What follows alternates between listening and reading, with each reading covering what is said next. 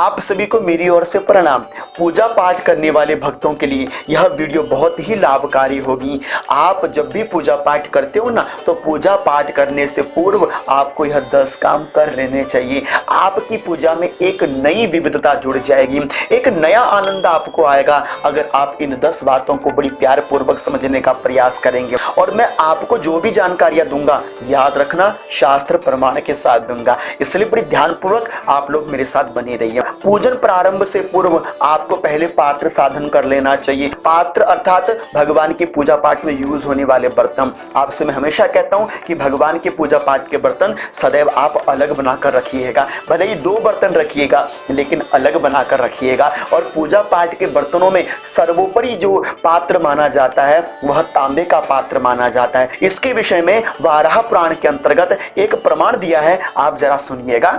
कि लिखा है कि पवित्राणाम पवित्रम यो मंगलानां च मंगलम विशुद्धानां शुचिंचैव ताम्रम संसार मोक्षणम सदा ताम्रेण कर्तव्यमेवं भूमि मम प्रियम। भगवान स्वयं कहते हैं कि मुझे सब पात्र में से तांबे का पात्र प्रिय लगता है, इसलिए ज्यादा से ज्यादा आप पूजा पाठ में तांबे का पात्र का प्रयोग जरूर कीजिएगा। बर्तनों को धोकर भगवान के सामने जल कहाँ रखना है, शंख कहाँ रखनी है, घंट कहाँ रखनी है, दीपक घी का कहाँ रखना है या तैल का दीपक कहाँ रखना चाहिए, सारी व्यवस्थाएं आपको पता होनी चाहिए। अगर आप भगवान के भक्त हैं तो थोड़ी बहुत जानकारियां तो रखनी पड़ेंगी। शास्त्र का प्रमाण दे रहा हूं मैं आपको, जरा ध्यान पूर्वक सुनिए। स्वस्य वामाग्रतः शंकं साधारं स्थापयेत् बुधं तत्रैवार्घ्यादि पात्राणि नश्येच्च द्वारि भागशः तुलसी गंध पुष्पादि भाजनानि च दक्षिणे वामे च स्थापयेत् पार्श्वे कलशं पूर्णमंभसा दक्षिणे घृत दीपंच तेल दीपंच वामतः संभारान प्रात्रय सेत स्वदृष्टम विषये पदे पर प्रक्षालनार्थं च पात्रमेकं स्वपृष्ठतः।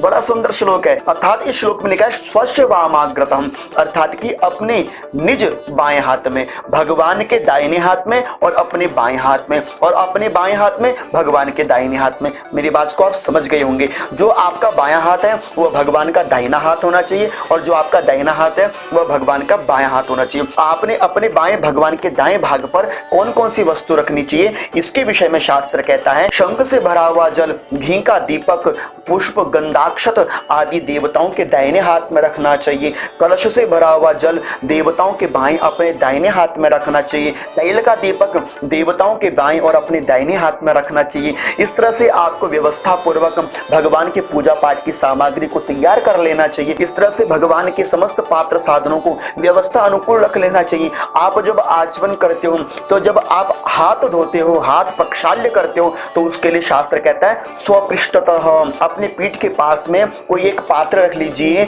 जिसमें आप अपने हाथों को धो सके। कहां पर? अपने थोड़ा पीठ के पीछे के साइड में, वहां पर अपने हाथ धोने चाहिए। देवताओं के आगे कभी अपने जोंटे हाथ नहीं धोने चाहिए। आपको यह समझ में आ गया। और दूसरी जानकारी है कि पूजा पाठ प्रारंभ करने से पूर्व अपने आसन को साध लीजिए साहब। आपका आसन पवित्र होना चाहिए, शुद्ध होना चाहिए। आसन की गुणवत्ता क्या होनी चाहिए, ज्यादा जानकारी के लिए आप वीडियो आई लिंक के में डिस्क्रिप्शन में जाकर देख सकते हैं। और मैं आपको शास्त्र एक प्रमाण दे रहा हूं कि कौशेयम कंबलम चैव अजिनम पट्टमेव च दारुजम तालपत्रम च आसनम परिकल्पयेत। कुशा का आसन, कंबल का आसन, यह बहुत शुभ माने जाते हैं। इसीलिए आप अपनी पूजा पाठ के लिए एक शुद्ध आसन सदैव बनाकर रखिएगा। पूजन पाठन से पूर्व अपने आसन को साध लेना चाहिए। और तीसरी जानकारी आपको यह ध्यान में रखनी है कि सिर की शिखा बद जानी चाहिए, अर्थात कि मुक्त केशश्च न कर्तव्य।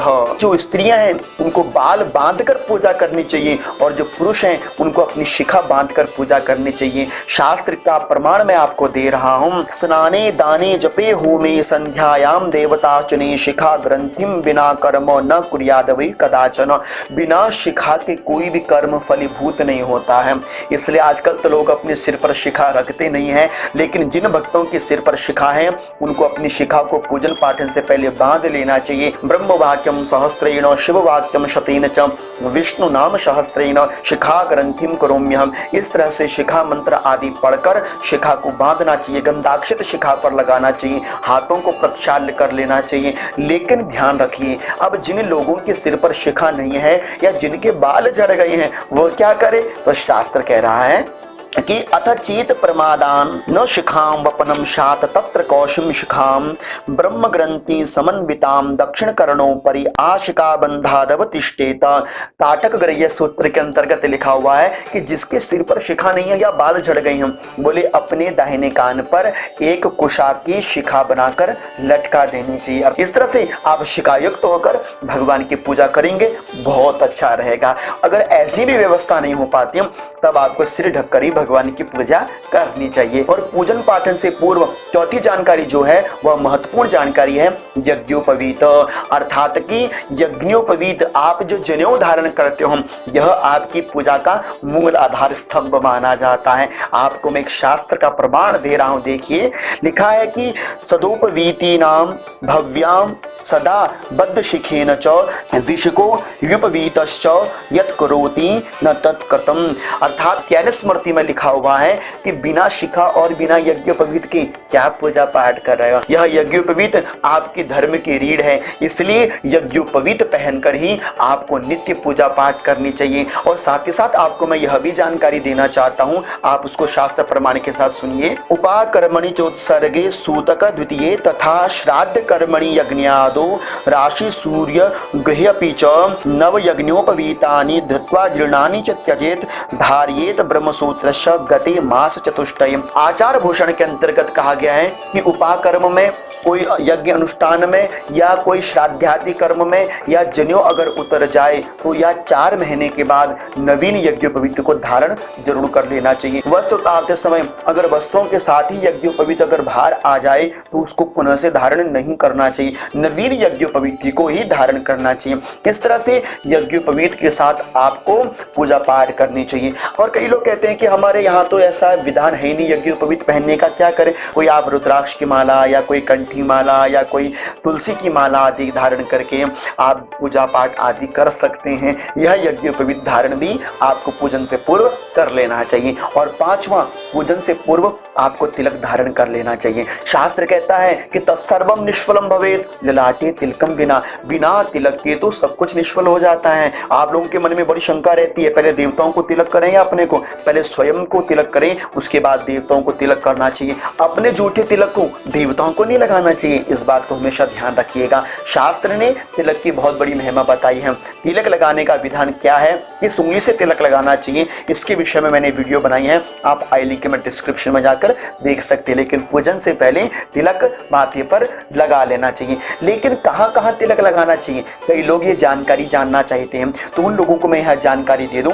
शास्त्र कहता है ललाटे हृदय नाभो गले से बाहु सिंधुषु पृष्ठदेशी शिरस्येव स्थानेष्वतेषु धार्येत।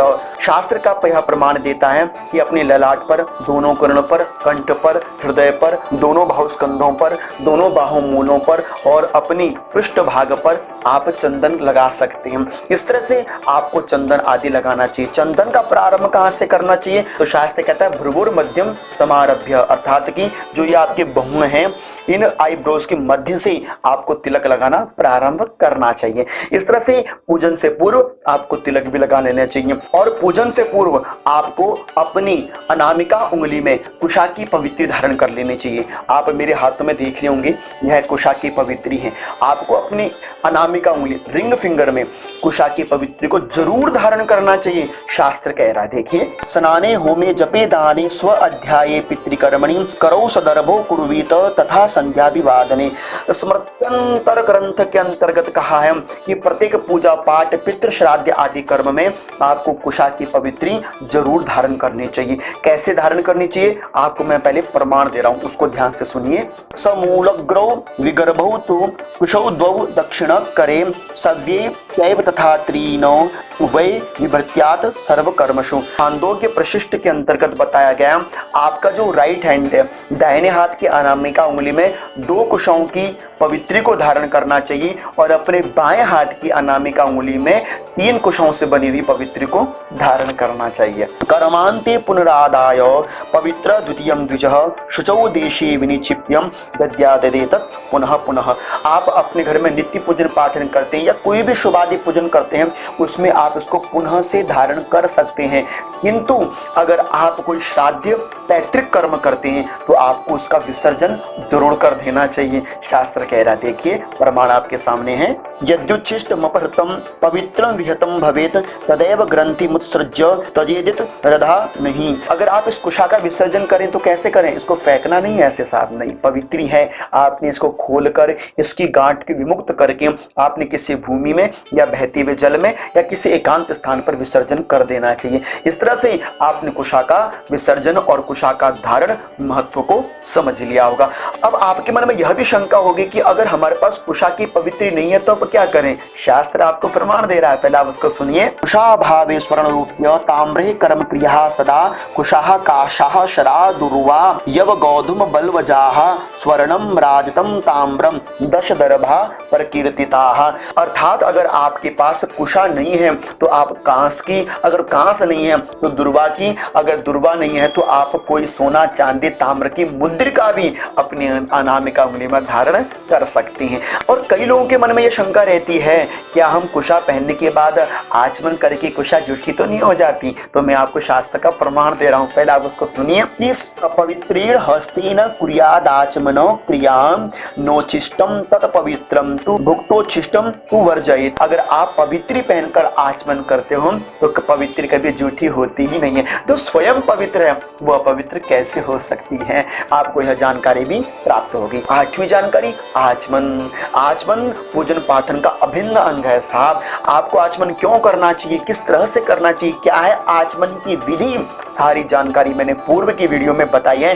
अब ज्यादा जानकारी आई लिंक में या डिस्क्रिप्शन में आपको वीडियो मिल जाएगी, आप वहां जाकर देख सकते हैं। पूजा पाठ से जुड़ी हुई 9वीं जानकारी कौन सी? संकल्प। पूजन पाठन जब आप करते हैं आप पंच देवी देवताओं का ध्यान कर लीजिए, गणेश अंबिका का ध्यान कर लीजिए और उसके बाद आप संकल्प जरूर कर लीजिए। बिना संकल्प के ना कुछ सिद्ध नहीं हो सकता। आपको मैं प्रमाण दे रहा हूं, देखिए। संकल्प्य च तथा कुर्यात् स्नान दान व्रतादिकम अन्यथा पुण्य कर्माणि निष्फलानि भवन्ति। शास्त्र कहता है कि जो मनुष्य बिना संकल्प के पूजा पाठ व्रतादि को धारण करता है उसकी कोई भी कार्य सिद्ध नहीं होती। इसलिए मार्कंडेय पुराण में तो संकल्प की इतनी भारी महिमा लिखी है। देखिए क्या लिखा है, लिखा है कि संकल्प मूलः कामो वै यज्ञा संकल्प संभवाः व्रतम नियम धर्मौ च सर्वे संकल्प जाह स्मृताः। अर्थात कि संकल्प से ही सारे कार्यों की सिद्धि होती है। आपने कोई नया व्रत करना है, संकल्प धारण कीजिए। पूजन पाठन कर रहे हैं, संकल्प धारण कीजिए। संकल्प का अर्थ होता है नियम। आप नियम धारण कर रहे हैं अपने जीवन के अंदर कि मुझे नया क्या करना है। संकल्प को नित्य कीजिए। एक आप निष्काम संकल्प कर सकते हैं, साकाम संकल्प कर सकते हैं। संकल्प लेने का सीधा सा अर्थ है आपको अपने दिन मुहूर्त तिथि करण वार आदि का सटीक ज्ञान हो सके। और पूजन पाठन से पूर्व 10वीं बार बोले कि न्यास कर लेना चाहिए। संकल्प जैसी कर लेते हैं तो संकल्प के तदोपरांत न्यास कर लेना चाहिए। न्यास अर्थात कि शास्त्र प्रमाण में आपको दे रहा हूं कि न्यास मूलम विदम सर्वम न्यास पूर्वम तो कार्येत न्यासेन रहितम कर्म आर्धम गृह्णन्ति राक्षसः। अर्थात जब आप बिना न्यास के कोई भी पूजन पाठन के कर्मों को आगे बढ़ा लेते हैं तो उसकी पूजा का आधा फल राक्षस ग्रहण कर लेते हैं। इसलिए अंगन्यास, करन्यास, अड़ंगन्यास आदि न्यासों को कर कर आपको पूजन करनी चाहिए। करन्यास, खड़न्यास, अंगन्यास आदि को कर कर अपनी पूजा को बहुत बल देना चाहिए। यह है आपको पूजा पाठन से पूर्व करने वाले 10 महत्वपूर्ण कर्म। अब आपको यह वीडियो कैसे लगी है आपको जरूर बताना है। वीडियो अच्छी लगी है लाइक शेयर सब्सक्राइब चैनल को जरूर कर लीजिए। आप मुझे इंस्टाग्राम पर भी फॉलो कर सकते हैं। तब तक आप सभी सज्जन भक्तों को मेरी ओर से अनंत अनंत कोटि वंदन प्रणाम।